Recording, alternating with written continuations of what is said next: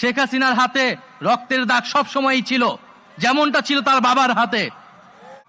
সেই শেখ হাসিনা এবং আওয়ামী লীগ এবং তাদের যে মুজিববাদী রাজনীতি এবং আদর্শ, যেটা একটা ফ্যাসিস্ট রাজনীতি, সেই রাজনীতির উপর ভিত্তি করে কিন্তু তারা মানবাধিকার হরণ করেছিল।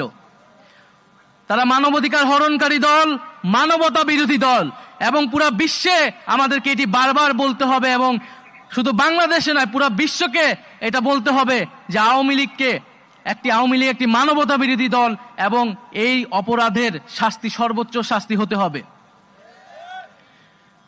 প্রিয় বন্ধুগণ, আমরা বলেছি যে এই যে যারা গণহত্যা করেছে, এবং এই গণহত্যা শুধু এই জুলাই আন্দোলনে নয়, ক্ষমতা শুরু থেকেই এই মানবাধিকার হরণ এবং গণহত্যার সাথে তারা জড়িত। শেখ হাসিনার হাতে রক্তের দাগ সব সময়ই ছিল, যেমনটা ছিল তার বাবার হাতে।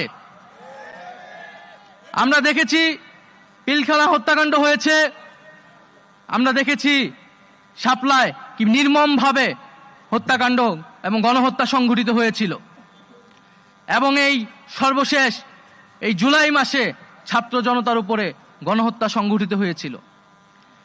এবং আমরা দেখেছি যে শেখ মুজিব যখন ক্ষমতায় ছিলেন, সে একইভাবে বাকশাল কায়েম করে মানবাধিকার এবং গণতন্ত্রকে হরণ করে এবং হত্যা করেছিল।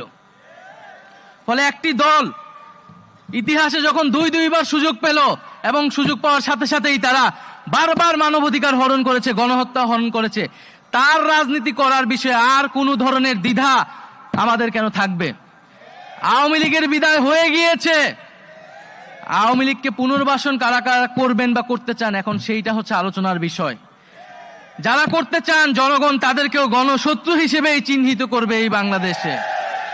ফলে সকলের কাছে আহ্বান থাকবে যে আওয়ামী লীগের বিদায় হয়ে গিয়েছে, এখন প্রশ্ন বিচারের মধ্য দিয়ে আমরা সমাজে ন্যায় বিচার কায়েম করব। যারা নিপীড়িত হয়েছে তাদের কাছে আমরা ন্যায় বিচার, আমাদের যে প্রতিশ্রুতি ছিল সেই প্রতিশ্রুতি আমরা পালন করব।